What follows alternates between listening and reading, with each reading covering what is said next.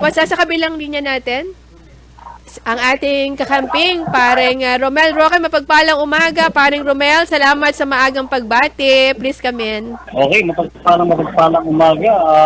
Kumaring classmate Menchi at happy birthday Salamat. to you. Punta ka dito.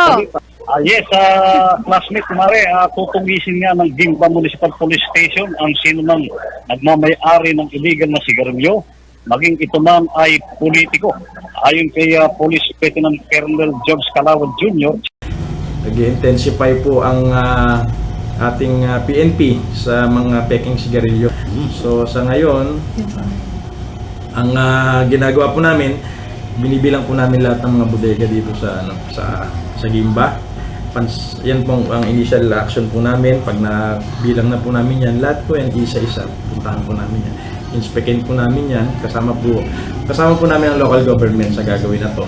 Ang ating pong BIR, ang ating pong yung sa mga may-ari ng sigarilyo, ng mga intellectual properties sa sigarilyo. So magkakaroon po tayong mga ugnayan sa ganyan para maipatupad po natin yung batas tungkol po dyan sa pagbebenta ng mga illegal na sigarilyo. walang pinipili ang batas kahit politiko o sino man. Sila ay huhulihin pag kanilang napatunayan.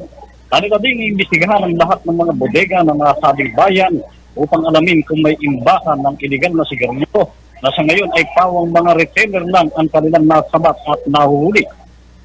Sa kasalukuyan ay patuloy silang nagsisiyasat upang matigil ang pagbebenta at produksyon ng iligal na sigarilyo sa Gimba, Nueva Ecija. Ito si Romel Roque, nag-uulat sa mapagpalang umaga ng DWNE Teleradyo, ang inyong kakampi. Maraming salamat sa ating kakampi, ang kumpareng Romel Roque sa iyong report.